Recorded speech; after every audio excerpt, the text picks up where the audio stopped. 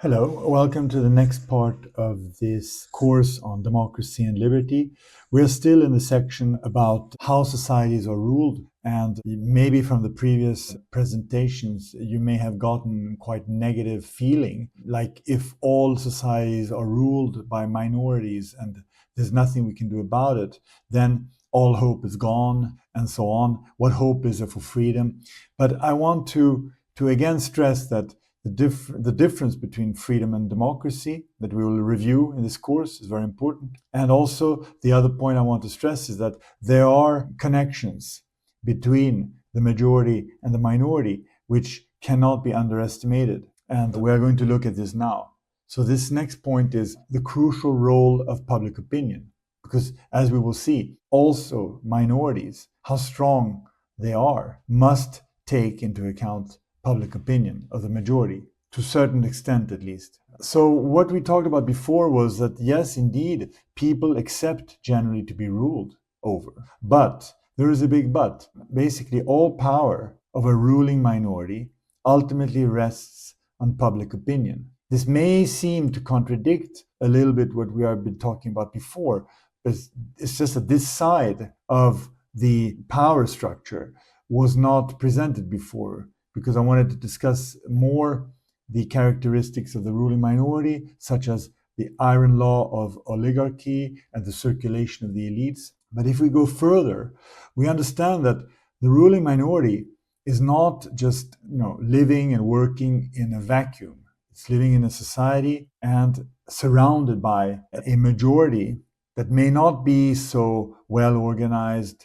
not be so informed, but nevertheless has opinions. And here we can go back to even St. Augustine in the early Middle Ages, who talked about this, but even more clearly, I would say, in this famous work from Etienne de la Boétie, who was a very intelligent young thinker, a friend of Montaigne in France, who lived from 1530 to 1563. He wrote a very famous book, not so long, called The Discourse on Voluntary Servitude. And his point here is to say that, yes, people accept to be ruled, it's true, that all power rests on public opinion. And basically, people voluntarily accept servitude. So they accept to be ruled, and they even seek to be ruled. Most people actually do not want to take this responsibility of ruling over others, because this is quite an important responsibility. It is also requiring a lot of efforts, and not everybody is willing or capable of making these efforts. So people accept to be ruled over. They accept voluntary servitude, but they want to be ruled over well. And if they're not ruled over well, then they will tend to express that dissatisfaction, right? So it is always in the interest, even for its own survival, of the ruling minority to take into account to a certain extent the wishes of the ruled minority. What is rule? And the rule depends then on the majority accepting this rule. They may not accept all of it, and still there are, of course, let's say dictatorial ways of ruling, but it means that even a dictator must, to some extent, take into account the feelings and the ideas and the wishes, not always so clearly expressed, but these wishes of the majority. And here we can see the connection with democracy by representation, right? If we slowly introduce the concept of democracy, we can see that when you have a democracy by representation, which we have all across the West, these representatives, they are the ones that we have chosen to rule over us in a certain way, right? So in a certain way, you can say that democracy by representation is relatively natural, as long as these representatives do, to some extent, to a large extent, follow or fulfill the wishes of those that they represent. So this is relatively positive, you could say. What La Boétie, what he wrote, and just to use one quotation, he says, "There is no need to fight the tyrant, nor even to defend oneself from him. He is defeated by himself if the country does not consent to servitude. It's not a question of taking anything from him, but only of giving him nothing." And this is a very important insight, and this is what made this very early book from the 16th century, very well known. And that you can see that even the dictator, the tyrant, depends not maybe on everybody liking him, but at least a majority not disliking him too much. So this means that political leaders, the ruling minority, must take into account to some extent public opinion, even though it would prefer not to. This is important. Of course, the ruling minority would like to be able to rule without taking any consideration of the majority, but it cannot. It cannot. So this is true for the dictator, that means the tyrant, which was the example, the extreme example that de la Boétie was taking. But it's even more so valid and true for the democratically elected leader, because the democratically elected leader is even officially obliged to take into account the wishes of those who have voted for him. But this is not the case for the dictator. The dictator officially actually doesn't need to take into account at all the wishes of the majority. Sometimes he comes to power without the majority playing at all any role in that. So this is an important point for democracy. And here we come into another very important contribution of the Machiavellians. It is Mosca's formula to justify power. So you see that if public opinion is important, and since public opinion is so important, this means that the ruling minority wants to control public opinion. It's natural, right? So there are two possibilities here. The ruling minority may make efforts to improve public opinion. That is one way to get public opinion on their side. The ruling minority may also make efforts to influence public opinion. That means the use of propaganda, the use of censorship, disinformation, all of these ways to shape public opinion. And of course, we can see that in the political systems of the West, the ruling minority often uses both means, right? They use the means, they try to improve public opinion. In the best of cases, they mostly rely on this. That means basically being a good leader, implementing the political program on which one has been voted on or elected. But of course, as we see more and more, a lot of democracies also, they make efforts, very large efforts actually, to influence public opinion. So we can see that when the ruling minority gets more and more detached from the ruled majority, as we discussed before, then of course it will be much more difficult for this minority to improve public opinion, because their interests will be so distant from the interests of the majority. So in that case, the minority will make much more efforts to influence public opinion rather than trying to improve through their own actions public opinion. So how can the minority justify to stay in power? They have to use a formula. And this is another, as I said, a very important contribution for the Machiavellians. To quote Burnham again, the ruling minority always seeks to justify and legitimize its rule, in part through a formula, without which the social structure would disintegrate. So you can see this is very important, this formula, because without it, the social structure would disintegrate. That means that the relationship between the ruling minority and the ruled majority would break. And what are these formulas to justify rule? Well, in the past, as most of you know, divine right. The divine right of kings has been the formula, the typical formula used over, let's say, even thousands of years, that the rulers have somewhat a closer connection to God, or they have the right from their, divineness to rule over the rest of us. But this ended, of course, with the French Revolution, and it ended when the monarchical aristocratic regimes ended during the 19th century. So there's now another formula, the formula which is maybe even better. It is the formula of being the people's representative. How can I not be in power if I am basically just representing the people? If I am the vehicle through which the people expresses itself, its wishes, this is maybe even better, right? It's even better as a formula when people become more and more cultured, informed, and when they understand that there's no such thing actually as a divine right. There are not some people who are more, let's say, close to God than others. And when this happens, this formula, this divine right, which worked so well for hundreds of years, this formula must be replaced. So it has been naturally replaced by the formula of people power. Basically, the ruling minority is in power because the majority wants it to be in power. They are the representatives of the majority. And this is basically the formula that is used today in democratic systems. So let's go back a little bit to this point, the need to control public opinion, because as I said, there are two ways. Either you can actually make efforts to improve public opinion, you can take actions as part of the ruling minority in order for public opinion to improve or to have positive public opinion in your favor, right? But as we said, we can see that ruling minorities in democracies, they have even more of a need for the control of public opinion. Why? It's because their formula, the formula on which their power is justified, is people's rule. So they must constantly make sure that public opinion is on their side. And you can see very clearly with politicians and in political parties and in governments, there are countless of public and non-public polls and surveys in all countries. And they check public opinion, they check the public mood, and they do this on behalf of elected officials. Elected officials, they always constantly need to know what are their polling numbers, even when there's not an election. And this is, of course, the clearest sign that public opinion is key for the ruling minority, and in particular key for the ruling minority in a democracy.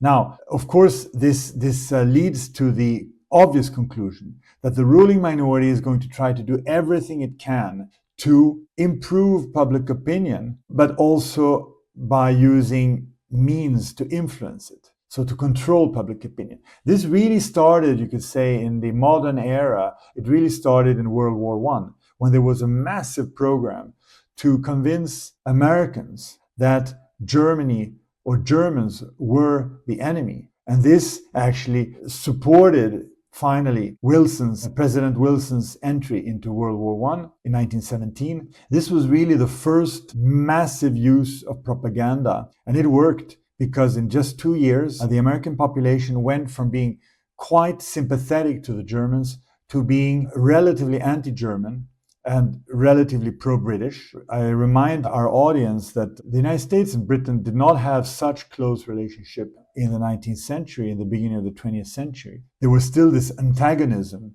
between Britain and the US that had existed for most of the 19th century. This is an important, let's say, milestone, what happened in World War I. It showed that the government, especially the government then in Washington or in the United States, could successfully, change public opinion massively in society in a relatively short time. Then you have Edward Bernays, who was really, you could say, the father of propaganda. He lived a very long time, but his major works came in the 1920s. So he is the father of propaganda in the early days of democracy and mass marketing. Such works as Crystallizing Public Opinion or Propaganda from the 1920s. And we have to remember that Edward Bernays was not only involved in politics, he also focused on business. So he helped businesses to get their customers to like their products better, not only by improving the products, but by making it trendy to use their products, for example. So that's why you had a lot of women smoking in the movies in Hollywood in the 1930s and 40s and 50s, because tobacco companies, they understood that in order to increase their market share, they needed to get women to smoke. So the smoking women in these Hollywood golden era films, they were often smoking a lot even before the women of society were smoking. And this was actually a conscious initiative in order to influence women to smoke so that the tobacco companies could sell more cigarettes. But of course, it is applied also to politics. And a lot of what Edward Bernays defined in terms of propaganda can and has been used in politics. And let's say for the good of society. In his mind, it was really for the good of society. So we have to also see these people as not only purely evil or manipulative. We have to see them also as people who naively or realistically believe that society needs to be directed because this is for the own good of society. People do not know what they want. Remember Steve Jobs in Apple, who said, I don't care what the people want. I will provide something that the people are going to like. So this is the idea of really shaping society's wishes and society's opinions. And this really a little bit condescending, of course, on the majority, because it means that you do not consider actually at all the opinions of majority. They are there for shaping, and without the shaping of this opinion is very scattered and almost doesn't exist, right? So I'm not saying this is entirely true. I'm saying that this is the way that the ruling minority often sees opinion among the majority. But I think there is also some truth to that. So you can see that the ruling minority is ruling over the majority in a way which goes much further than just political or judicial domination. It's actually the domination through ideas, through feelings, through emotions, by basically controlling or directing public opinion. So this is very dangerous, of course, very insidious, and this is something that we must be aware of, that this is happening. You know, there are two famous works about the future, these dystopian works. One is Huxley's Brave New World, and the other is Orwell's 1984. So here we're talking more about Huxley's Brave New World, how to get the majority of the population to like their government, to love their society in which they live, even if they do not have freedom to live as they wish. And this is really the content and the main idea of Huxley's Brave New World. And actually, Huxley, in an interview that you can see on YouTube, he presented in one of his final interviews before he died, he explained that the new methods of communication would allow governments to control public opinion much better than they had in the past. And this is a worthwhile interview to see, and you can see it very easily on YouTube from 1960, I think. Let's go then to one of the quotes of Edward Bernays, because what I want to show is that this idea of directing public opinion has existed already for a century. So nothing new, but we need to be aware of it. And this goes on constantly in our societies, constantly. This is really what we must understand. So this is a quote from the book Propaganda, 1928, and it says like this: the conscious and intelligent manipulation of the organized habits and opinions of the masses is an important element in democratic society. Those who manipulate this unseen mechanism of society constitute an invisible government, which is the true ruling power of our country. We are governed, our minds are molded, our tastes formed, our ideas suggested, largely by men we have never heard of. This is a logical result of the way in which our democratic society is organized. Vast numbers of human beings must cooperate in this manner if they are to live together as a smoothly functioning society.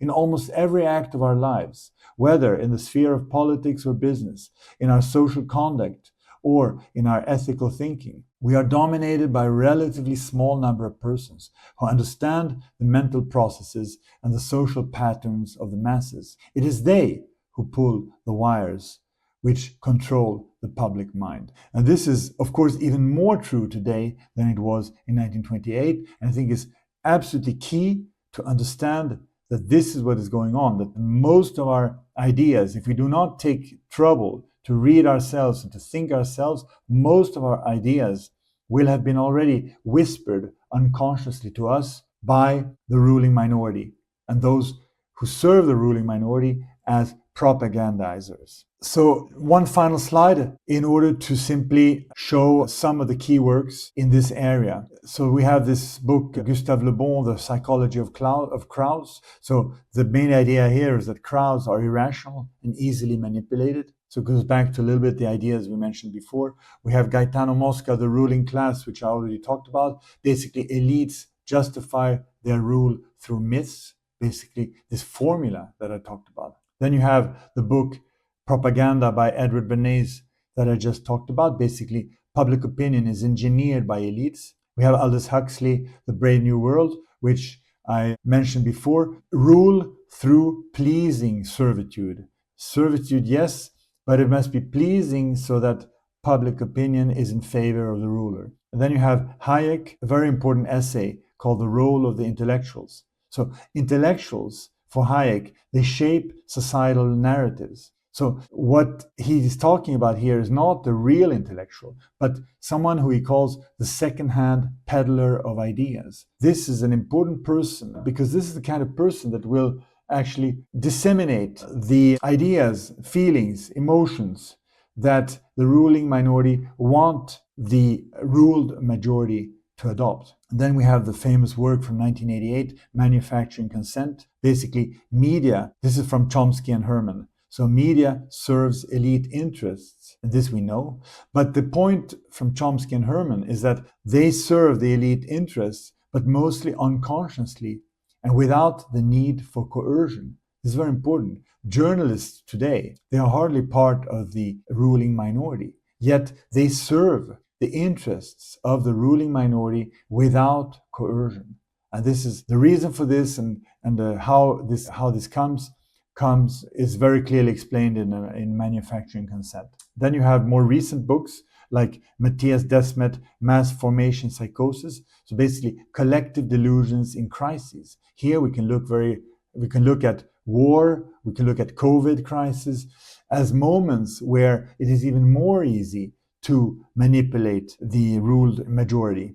And finally, we have Timur Kuran, who wrote an important book in the 1990s called Private Truths and Public Lies. So basically, the idea here is that we lie in public for social peace. So even if we know something is not right, even if we know that the opinions that are spread in society are not in line with one's own opinions, one tends to go along with the opinions of the ruling minority in public because that is, let's say, adopted or accepted public opinion at a particular moment. So we lie in public, but we tell the truth among our close friends or our family. There is peer pressure, basically. That's the point here. And that was the last slide of this part. So see you soon again for the next one. And we're going to start talking about democracy in the next section. Thank you.